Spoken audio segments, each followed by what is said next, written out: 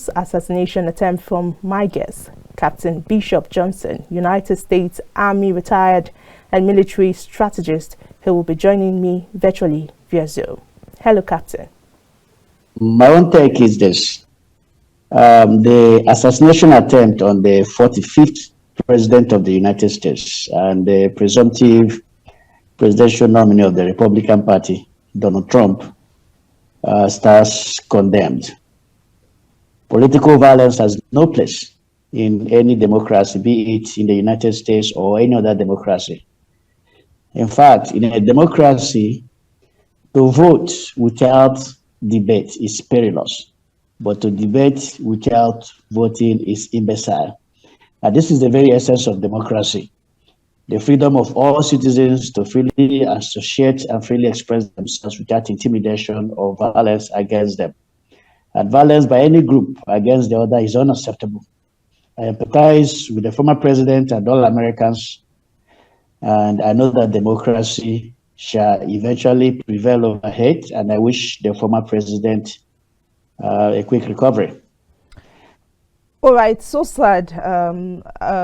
We wish Donald Trump's goodwill in no time. We know how impactful that could be on him. But looking at the campaign in honesty, do you think it will have a role? You know, I was discussing with someone recently, and I was like, this could have an impact on his election bid. Do you see people swaying in his way in terms of the election?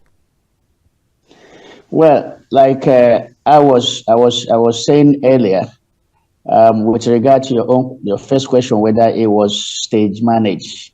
I don't want to preempt the outcome of the investigation. It is something that the investigation will eventually reveal whether this was, staged or not. Although the preliminary report from the FBI, which is the premier law enforcement agency in America, indicates that the government had acted alone. Now, having said that, the issue of whether this incident is going to have an impact on the outcome of the election is premature. Look, we understand American politics. American politics are driven by incidents and records.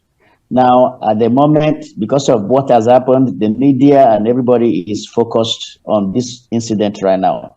And the election is still far off from now. The election is in about 4 months' time. In politics, 24 hours is eternity. It's even more precarious in American situation. So we still have a long way to go. Anything can still happen between now and November 5th when the election is going to be held. So I cannot tell you that in the long run, that what has happened now is going to have a consequential impact on the outcome of the election. It could be that right now, in the short run, Mr. Trump can be benefiting from what is happening through fundraising and public opinion. But that said, we have to wait and see. 5th of November is still about 4 months away from now. So I can make that conclusive argument. All right. Let's bring it back home a bit. It's been said that we're paying too much attention on things that we shouldn't even pay attention to. For instance, we had a building had collapsed in Jos, and not so much have been talked about as regards that in terms of the attention that it ought to have gotten. But here we are talking about Donald Trump's assassination attempt, where other world leaders, including our own president, has spoken about in a way.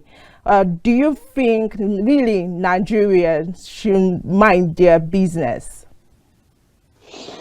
Well, look, you see, this is where we are all getting things wrong, is when we believe that a government cannot chew and at the same time true government at the same time work.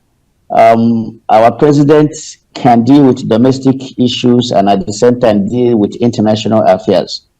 There is no country that lives in isolation. All of the countries of the world are interwoven and interconnected either politically or economically. And I'll give you one typical example. In 2020, there was a coronavirus that emanated in one country that was not Nigeria. It quickly spread to other countries, became a global pandemic, and disrupted global supply chain that wreaked havoc on the economies of so many countries, including Nigeria, the consequences of which we are still suffering till now. So the idea that because something is happening in America and Nigeria has its own domestic affairs, therefore our president or our government cannot discuss or extend empathy to the United States, for me, that kind of mindset is antiquated and is narrow-minded and parochial. Our government can chew gum and work at the same time. They can. Okay, I'd still like you to comment on the building collapse and abandoned projects. They are becoming rampant in Nigeria, and it's becoming tragedy that we have a lot of professional architects, structural engineers, builders, and quacks, etc. We have this devastating issues as to collapse very quickly. What do you think can be done so that we should, in a way, avert situations like this? Well, the various agencies of government that are responsible for building construction and stuff like that is going to have to sit up. I see very minimal supervision when it comes to that sector. Everybody is doing their own thing. Nobody supervises anybody. Nobody monitors anything. Anybody can wake up any morning, go there, draw a line on the sand, they will dig foundation for that person, and the person will start construction. It's not done anywhere in the world. There are professional bodies whose responsibility it is to make sure that engineers and architects and all those who are involved in building construction are meeting the national code for construction of buildings. Until those bodies are able to effectively discharge their functions, and the government has to assist them. Some of those bodies are, not government bodies, but they should be government bodies that are charged with the responsibility of ensuring that, the construction sector in this country is, following the rules and regulations in that sector.